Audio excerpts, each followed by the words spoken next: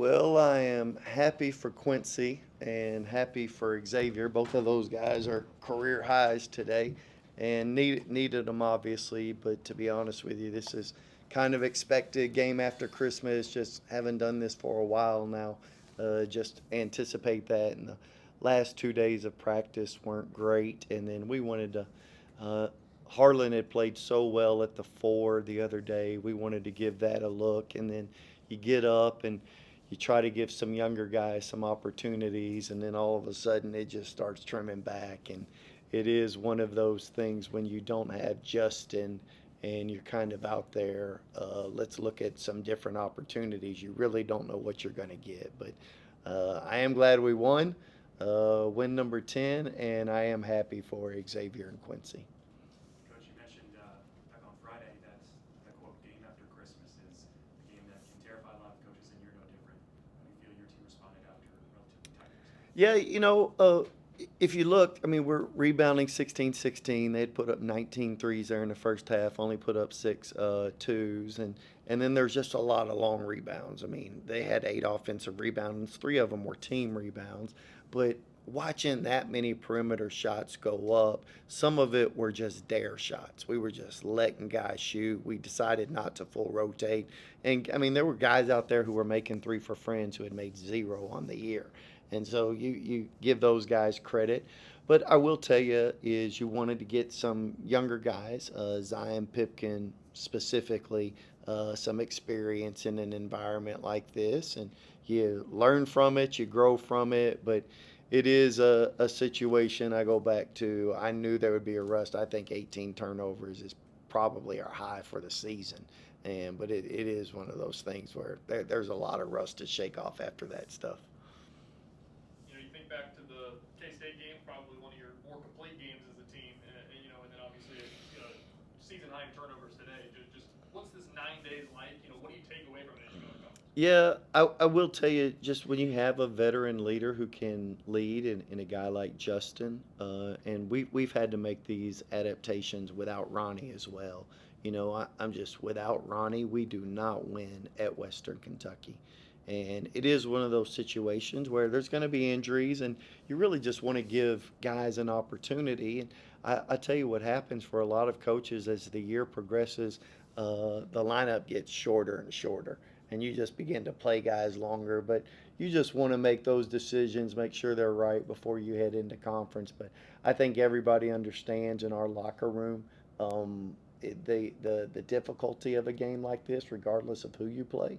And it's a situation where you have to shift mentally because now you're walking into the gauntlet of conference play. What is the status of Justin and just going forward? Yeah, Justin was precautionary. I mean, if this was a conference game, he probably would have played. It's a hamstring issue, and he's fine. But we were going to hold him out today. And then just the scoring binge that Xavier's on these last 5 games. I think 3 straight 20 plus too.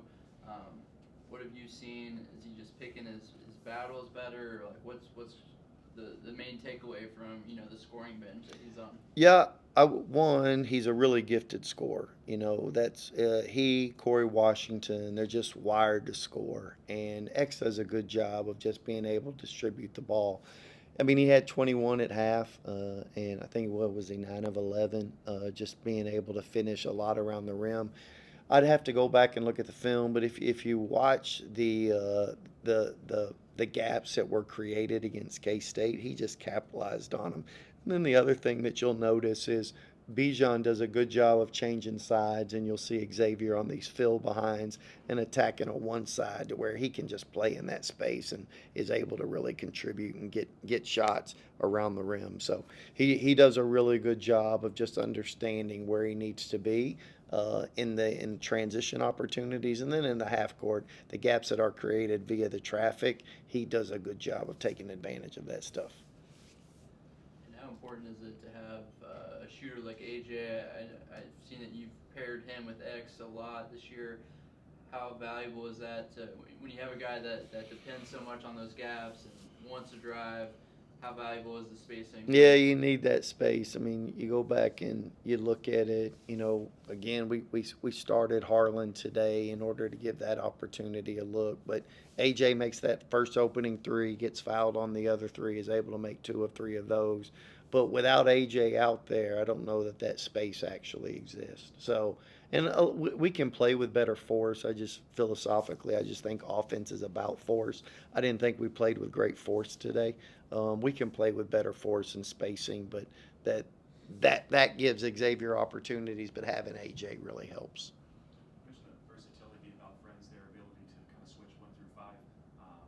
Playing a game like this now and in a conference play, how much did this kind of test your team and have them get that experience to strengthen down the road? Yeah, it's definitely a different style of play than probably what we're about to see in conference play. Other than UTSA, I'm aware that UTSA shoots a number of threes. I think they're at the 47% range in regards, but to putting them up. But for Friends is similar, and you have some guys 1 through 5. There was situations out there with Mate, and we put him out there in order to switch all 1 through 5. And then we've got to get better on some rotation stuff. We just allowed some dare shots there at the top of the key in the second half. And give Friends credit. I knew that they had the ability to shoot. I watched St. Louis play William Woods last night, watched a little bit of that, and I know how close their games were, Friends and William Woods. So, again, was very mindful about how competitive this game was given the timing of it. Coach, you mentioned the 8 offensive rebounds the team gave up during that first half. Mm-hmm. What were your initial thoughts on that category going into the break? Yeah, 3 of them being team rebounds, and so there's a lot of perimeter shots. So I think the majority of the threes, I only think they took 2 threes below the break. So the majority of their stuff is above the break, not in the corners, right? When I say above the break, so the shot radius is just higher. And what I didn't think was our physicality. You have to be able to protect the paint. I thought we were running into the paint, and a lot of these shots were just ricocheting over our head. When Quincy was in there, he was able to go get that stuff, high point it, and retrieve it. But I think if I go back and look, it's more so the shot radius of above the break shots and are not being hitting guys prior to the free throw line. Coach, so much of college athletics, especially 20-year-olds and everything like that, is playing up and playing down across all of the sports. You look back at UMKC and then tonight the turnovers and everything. Is there anything to be said about that, or are you kind of just chalking up to the break? No, there's a balance there. I don't want to just say everything's because of Christmas break, but I'm just telling you, every coach in the world, if you can ever figure out how to have a good practice after a day off, you'll make $1 billion if you can find that solution. Every coach you talk to always talks about how practice is just not up to speed, and I think because you have to do it every day. Like you have to sharpen the saw every single day. So an 8 day between games, 4 days of not even seeing them, I realized they were probably eating Christmas ham.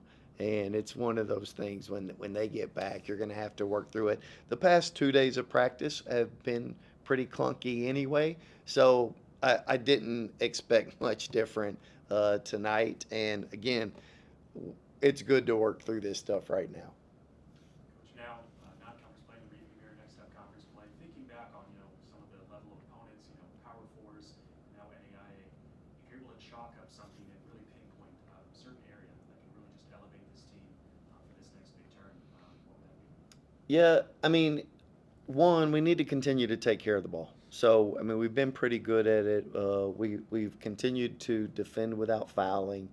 We've been pretty good at that.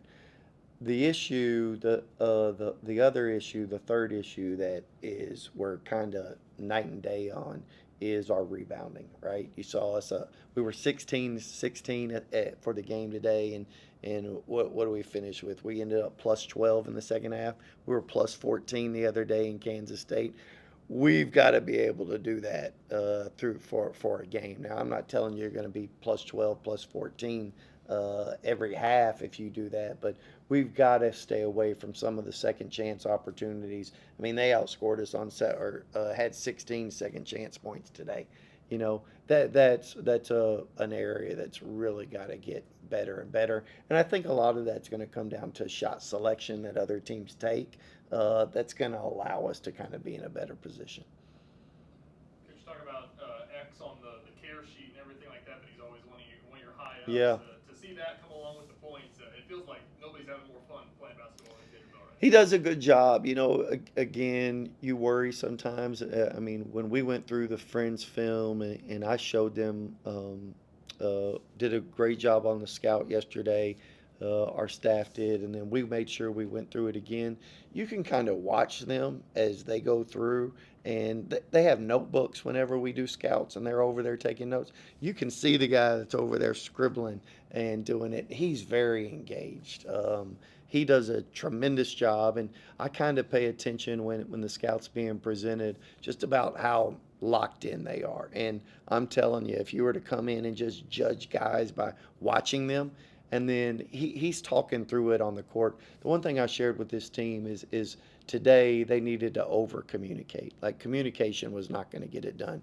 And if you go back and watch this film, just from my viewpoint, he was very, very vocal the entire time. And I thought X did a good job, especially on personnel, because we had to make some changes. I mean, number one was 3 for 4 from three at going into half, right?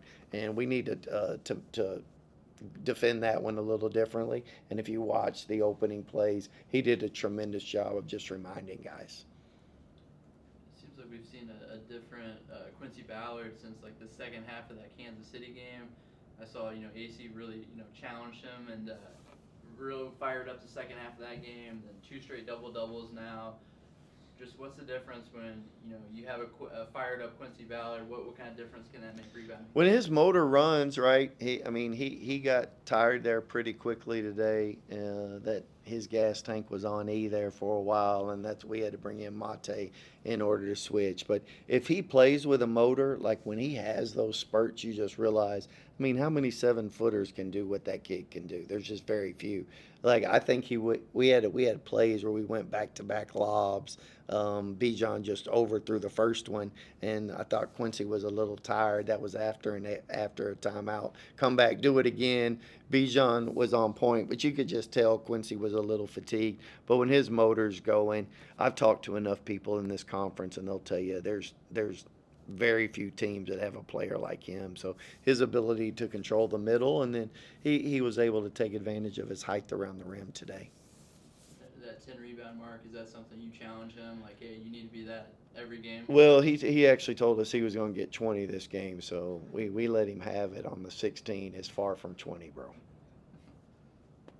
looking ahead to Temple, any first impressions on that team and what's it going to take to start conference play 1-0?